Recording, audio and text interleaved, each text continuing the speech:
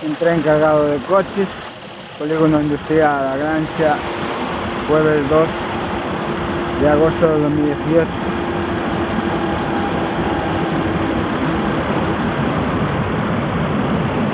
Trae Renault.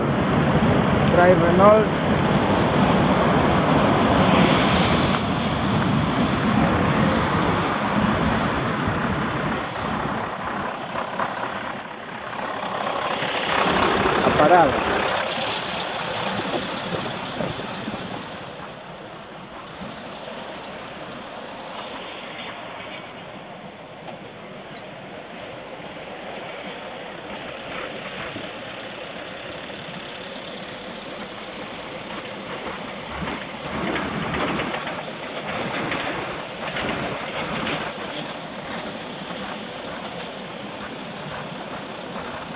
Todo Renault, bandera de Portugal.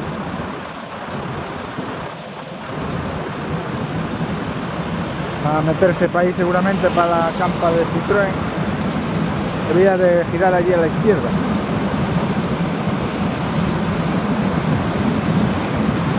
Coches nuevecitos, 11.25.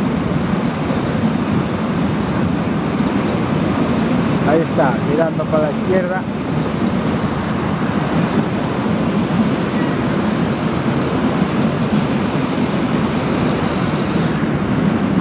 ¡Oh, qué largo es! Me cago en Dios. Vamos a ver por el otro lado del puente.